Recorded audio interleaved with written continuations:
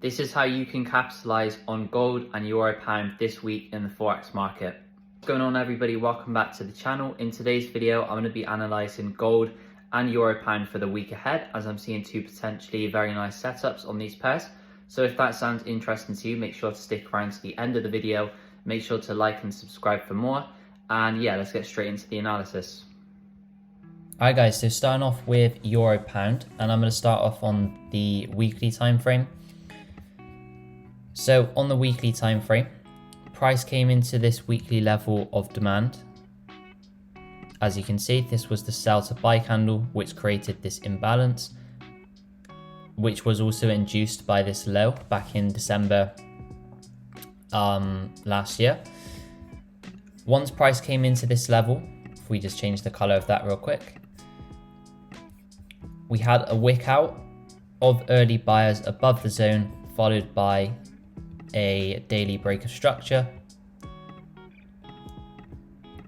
And in the previous 2 weeks, so last week and the week before, price pulled back into this daily level of demand. As you can see, this sell to buy candle just here, wicked it out, and then we have had at the end of last week that further break of structure, confirming the bullish bias. So the main focus for this week, if we just go down to the lower time frames, will be to wait for a pullback to continue buying euro pound, as at the moment we are bullish. So there's, in my opinion, not much point looking for any selling positions. On the daily time frame, we have this sort of whole area of daily demand. If we mark that in blue. But we can also go down to the lower time frames and slightly refine this. So before price comes up and takes the high, we need it to come down a little bit more and take out some previous liquidity.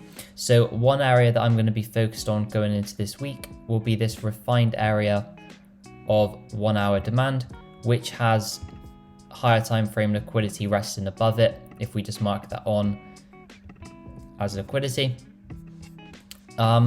And really, below this level, there aren't really any areas for price to react from, which is why I'm liking this previous zone. You know, price could always come back down to this previous low, but I think if it was going to do that, then it would likely switch bearish, which I don't think it has any reason to do at the moment, as we haven't, reacted from anything significant, and we haven't taken any higher time frame liquidity. And on top of that, we are clearly in this bullish trend. So the main level that I'm going to be focused on going into this week will be if price can come into this 1H level of demand, taking out that higher time frame liquidity to the left, and then we will be waiting for that usual entry confirmation to buy up to this previous high. One other scenario that I'd be interested in would be if price didn't respect this demand but came down, wicked it out, and then gave us the confirmation to buy up. If it does this, this would still be a valid entry for me.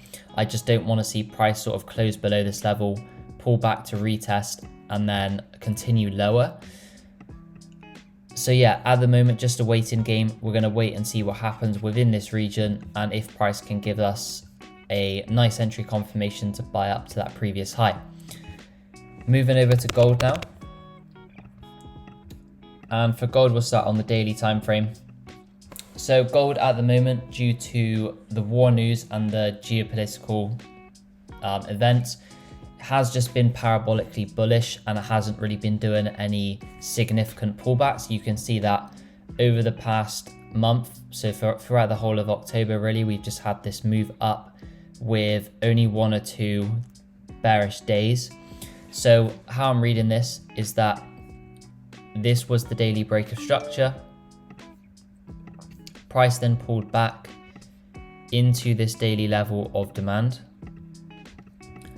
And once it came into this level, that's when this sort of internal bearish trend ended, where we had lower low, lower high, lower low. Price then formed a higher high, breaking out of this daily subtrend.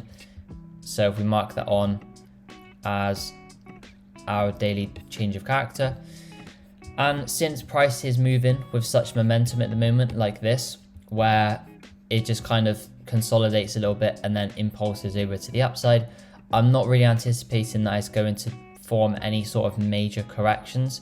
And how I'm going to be trading this is simply looking to follow this 1 hour trend where we've had push up, pullback and mitigation of this zone, followed by a break of structure,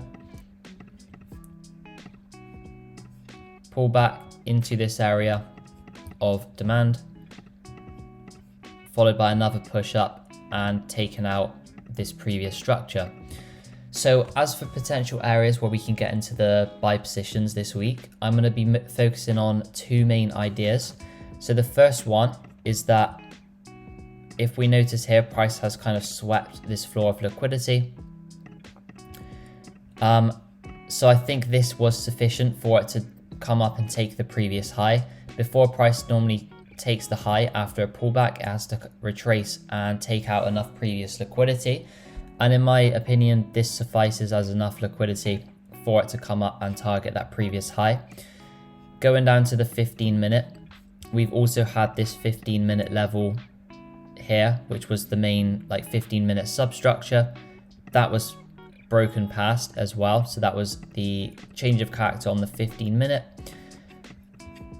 Just looking at this overall sub-trend where we've had lower low, lower high, lower low, low high, lower low.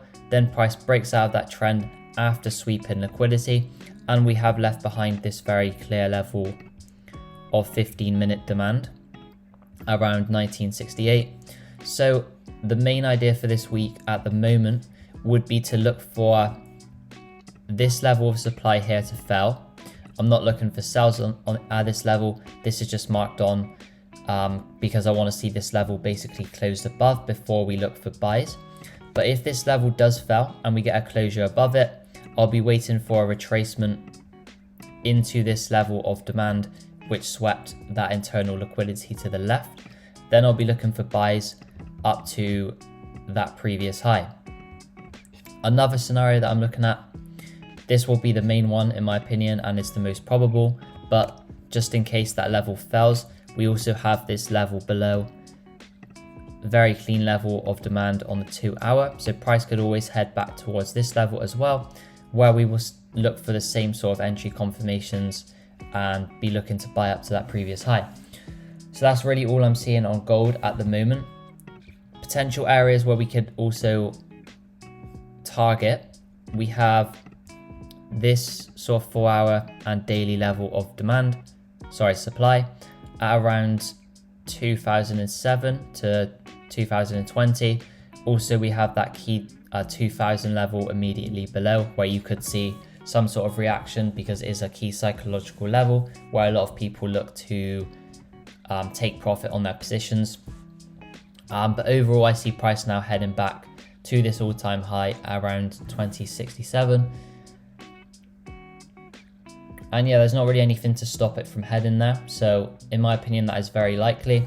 But for the time being, just focusing on these intraday moves, I'm going to be waiting for those retracements to then capitalize on buy positions. So thank you guys for watching. I hope you have a great week in the markets. Make sure to like, subscribe, and if you are interested in more, all of my pre-London analysis is sent to the Telegram group at the beginning of every day, which I'll leave a link to in the description below if you are interested in that. But yeah, thank you for watching. Make sure to like, subscribe, and I'll see you in the next video.